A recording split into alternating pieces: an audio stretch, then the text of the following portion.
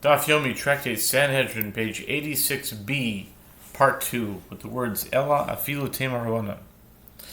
Ella afilu tema rabbanan, u'bila'osoi degeneva ihachi ma'ila memra lo tzricha, de'afal gav de'asu lebesof. Rather, you may even say that Rav Asi's statement is in accordance with the opinion of the rabbis, and it is concerning a case where only witnesses to the sale came to testify and witnesses to the abduction did not come to testify. In that case, the accused can avoid punishment. Therefore, the conspiring witnesses are not executed. The Gemara asks, if so, what is the purpose of stating the halacha? Obviously, in that case, they are not executed, as there is no way to determine that the one he sold is not a slave. The Gemara answers, no. It is necessary to teach that they are not executed, even if witnesses to the abduction ultimately came after the witnesses to the sale had testified that he sold a free man, not a slave.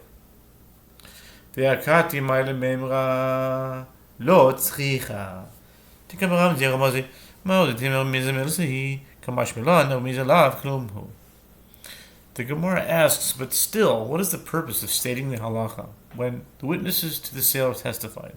Their testimony was not sufficient to execute the accused. The Gemara answers, no. It is necessary to teach the halacha in a case where they are not executed, even where the first and second pairs of witnesses gesture to one another, ostensibly indicating that the conspiring witnesses to the sale were aware that the witnesses to the abduction would follow, and that therefore the initial witnesses are part of the conspiracy to testify and execute the accused. And consequently, it is necessary to teach this halacha, lest you say means you shouldn't say, gesturing is a significant matter, and the legal status of the two testimonies is that of a single testimony. Therefore, Rav Asi teaches us that gesturing is nothing of significance. And that's the end of that new Mishnah. There's a new Mishnah. What's it say? Zakin Mamre. Zakin Mamre al pi beis din shenema. Ki yipali mimcha davar lemishpat. Shloish b'tei dinim hayisham. Acha echad yoshev al bezach harabais. Echad yoshev al bezach harazor. Echad yoshev al bezach. A rebellious elder, according to the court, who does not observe the ruling of the court is executed by strangulation. As it is stated, if there shall be matter too hard for you in judgment, and you shall arise and ascend unto the place that the Lord your God shall choose, and you shall do according to the matter that they shall declare unto you. And the man that shall do so intentionally, not to listen, and that man shall die. Deuteronomy 17, 8-12. There were 3 courts there in Jerusalem, on convenes at the entrance to the Temple Mount, and one convenes at the entrance to the Temple Mount, and one convenes at the entrance to the Temple Courtyard, and one convenes in the Chamber of Hewn Stone. Boin leze shal pesach al bayis v'menakach darashti v'kach darashtu chavirai kach lamadi kach lamdu chavirai im shemam lehem.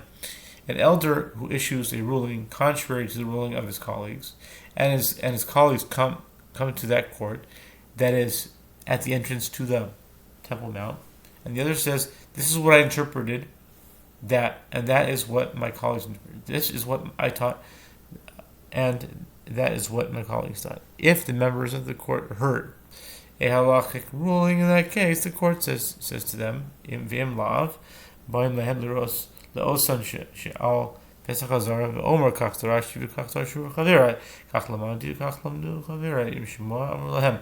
If not, they come to the judges who are convened at the temple to the courtyard, which is a more significant tribunal, and the elder says, "This is what I interpreted, and that is what my colleagues interpreted. This is what I taught, and that is what my colleagues taught." If the members of the court heard a clear halakhic ruling in that case, the court says it to them. V'im lab elu ve'elu by the Beis Din hagadol shebelishkat hagazit שממנו יועז תואר לכל ישראל שיהיה לנו רק המהו אשר יבחר השם חזר לרו שנה לימי בדרך שאוי אלא מפתו אם במהרה לעשות חייב שנאמר והאיש אשר יעשה בזדון אינו חייב עד שיורה לעשות. And if not, these judges and those judges come to the high court. The Sanhedrin of 71 judges is in the chamber of hewn stone, which Torah emerges to the entire people, as it is stated, and you shall do according to the matter that they shall declare unto you from that place, that the Lord shall choose, and you shall observe and perform according to all that they shall teach you. Deuteronomy 17:10. They are the ultimate arbiters who establish the halacha that is binding. If they ruled contrary to the ruling of the elder, and the elder then returned to his city, and then nevertheless he taught in the matter that he was teaching previously, he is exempt from punishment. But if he instructed others to act on the basis of his acting that stands contrary to the ruling of Sanhedrin, he is liable to be executed, as is stated.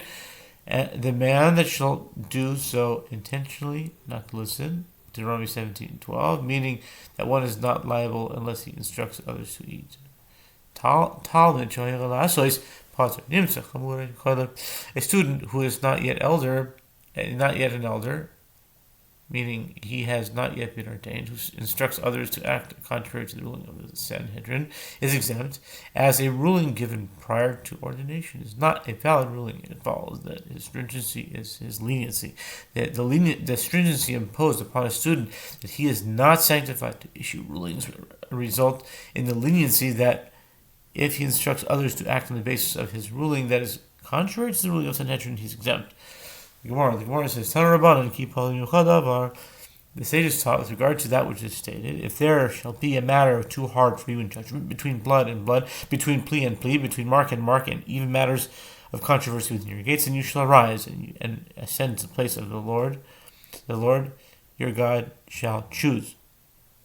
If there shall be a matter too hard for you, and we'll stop the Daf, the Amud, and the Daf right here.